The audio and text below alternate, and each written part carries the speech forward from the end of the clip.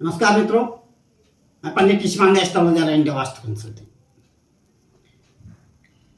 दसमस्त शुक्र, दसमस्त सूर्य, दसमस्त मंगल, दसमस्त बृहस्पति, इनके बारे में मैं एक वीडियो बना चुका हूं। अब मैं यदि दसम भाव में आपका चंद्रमा हो तो उसका फल बता रहा हूं। दसम भाव का चंद्रमा अपने आप में अच्छी फल देता है। यदि चंद्रमा स्वराज का हो या उच्च का हो, तुला का चंद्रमा हो, तो आदमी को यश, कीर्ति, धन लाभ, मित्र लाभ, संतान लाभ सब कुछ देता है। दसम भाव से यदि सातवीं दृष्टि से देखें तो चौथे भाव में यह ग्रह अपने आप को देखेगा और चौथे भाव की भी वृद्धि कराएगा। यदि उच्च का चंद्रमा दसम भाव में बैठा है तो चौथे भाव में, चौथा भाव जो कि घर का होता है, माता का होता है, धन संपत्ति का होता है, प्रॉपर्टीज, फास्ट प्रॉपर्टी होगी उसके पास, और माता का उसको पूर्ण सुख मिलेगा। भू संपदा उसके पास अत्यधिक मात्रा में होगी। चंद्रमा उच्च का है तो आदमी का मन बिल्कुल एकाग्र रहता है, कंसंट्रेट माइंडेड रहता है उसका। इसलिए चंद्रमा को उच्च बनाना बहुत जरूरी है। यदि आपकी जन्म कुंडली में चंद्रमा नीचस्थ है, नीचास्थ का है, उसकी डिग्री है कम है, तो उसका आप उपचार कीजिए। उपचार क्या है? चंद्रमा के मंत्रों का ज़्यादा से ज़्यादा मंत्रोच्चार करें, उसका दशांश हवन करे जातक, और चंद्रमा से संबंधित पदार्थों का, जैसे सफ़ेद पदार्थ हैं चंद्रमा के, आटा है, चीनी है, चावल है, छेने के रसगुल्ले हैं, सफ़ेद कपड़ा है, यह दान दे दे। किसी गरीब को दान हमेशा गरीब को दीजिए जो उसको पाने का अधिकारी है, तभी आपको चंद्रमा अच्छा फल देगा। अब आपने दान दिया, धन्ना सेठ है, उसको कोई फर्क नहीं पड़ता कि भाई दान में कितना दिया है आपने। जो भूखा है, वास्तव में जो छोटे छोटे बच्चे हैं जिनको खाना नसीब नहीं होता है, उनको आप भोजन करा देंगे। सोमवार के दिन उनको स्वयं अपने हाथ से भोजन खिला दें, पानी पिला दें, तो उनको जो संतुष्टि होगी, आत्मसंतुष्टि होगी, ऐसी ही संतुष्टि आपके जीवन में आपको मिलेगी। इस चीज को अवश्य आजमा लीजिए। जो भी ग्रह आपका कोई भी हो, चंद्रमा हो या अन्य ग्रह हो, नीच का है तो सबसे अच्छा उपाय, सबसे अच्छी रेमेडी मैं बता रहा हूं आपको। गरीब बच्चे जो हैं, निर्धन जो हैं, उनको खाना आप घर में बनाइए, अपने हाथों से बनाइए और अपने हाथों से खिलाइए। उस खाने को वह भूखे पेट वाले जो वास्तव में भूखे हैं खाएंगे तो उनको जो है बहुत संतुष्टि होगी, और वही संतुष्टि आपके जीवन में जिंदगी भर बनी रहेगी। अब खूब पैसे वाला है, उसको आप दान दे आ रहे हैं, मंदिर में जाकर के पुजारी जी का पेट तो वैसे ही भरा पड़ा है, धन्ना सेठ वैसे ही हैं, वो उनको कोई फर्क नहीं पड़ता है।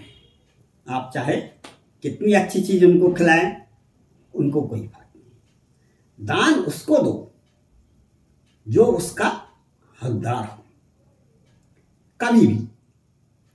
हाँ, यदि आप पूजा पाठ अनुष्ठान करा रहे हैं तो जिस भी ब्राह्मण से करा रहे हैं, जिस भी पुरोहित से करा रहे हैं, तो उसको अच्छी दक्षिणा दीजिए, अच्छे प्रकार के उसको भोग पदार्थों को दीजिए, तो वह भी संतुष्ट होगा और आपको आशीर्वाद देगा।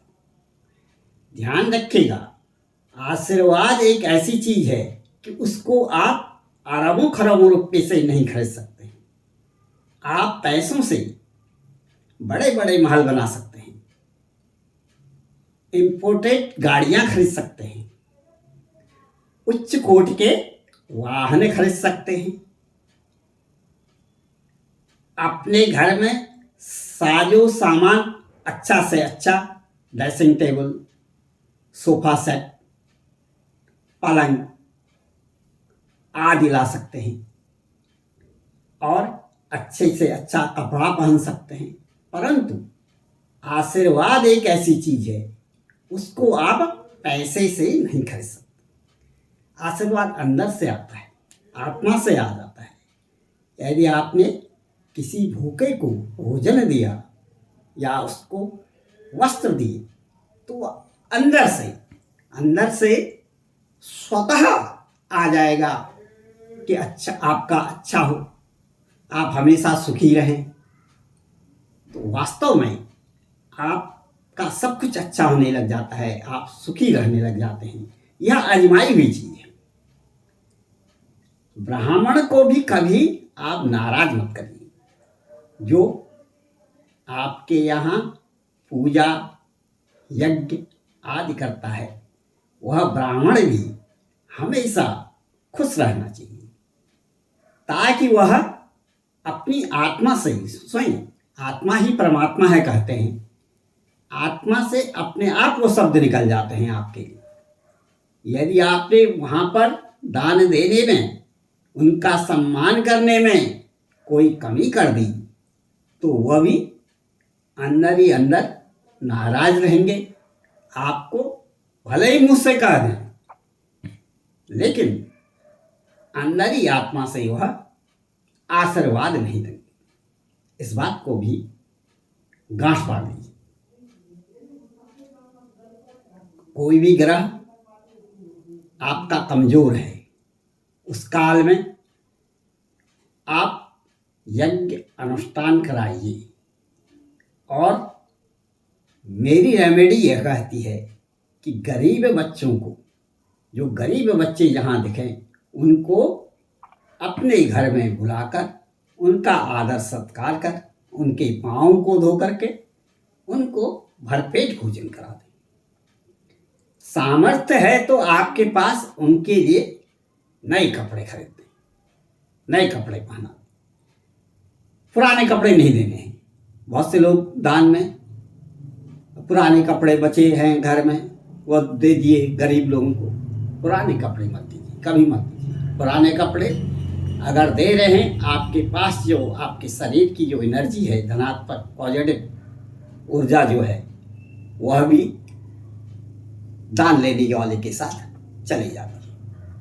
इसलिए कोशिश यह करिए कि नया कपड़ा दें, चाहे एक ही दें, अपनी सामर्थ्य के अनुसार दें।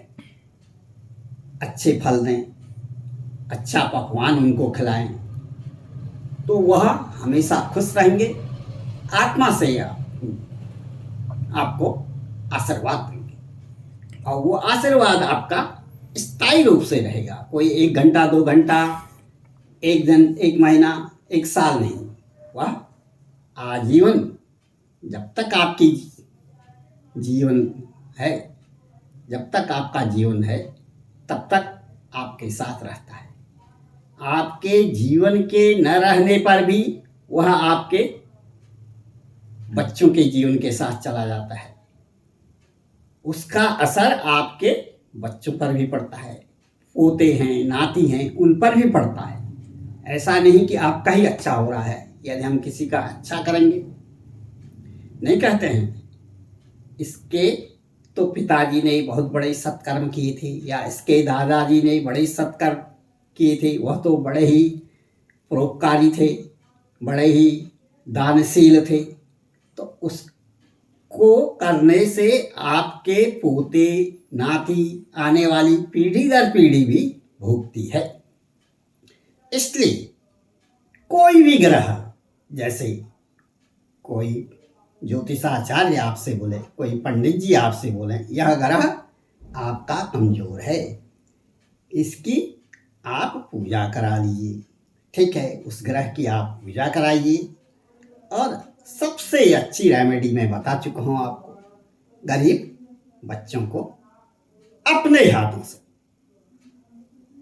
ऐसा नहीं कि किसी नौकर से कह दिया आपने, अरे भाई खिला देना। वो तो मैं देखता हूँ कई मंदिरों में, बड़े बड़े मंदिरों में जाता हूँ तो वहाँ लोग नौकर से कह देते हैं, बड़े अपना तो बड़े बड़े उद्योगपति हैं, नौकर से कह दिया ठीक है 11,000 बच्चों के लिए या 1100 बच्चों के लिए पैकेट बना देना, खाने की बांट देना। नौकरों को नहीं भेजना है, खुद अपने हाथ से जाइए, खुद अपने हाथ से खिला के आइए, उनको अपने हाथ से पानी भी पिलाइए अपने सामने।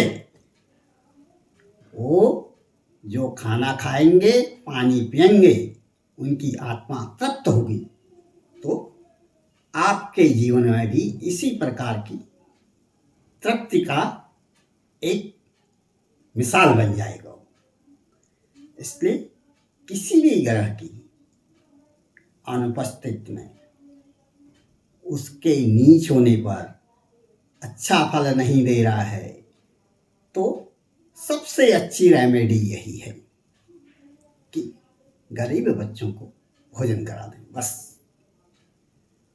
जय माँ वाराही।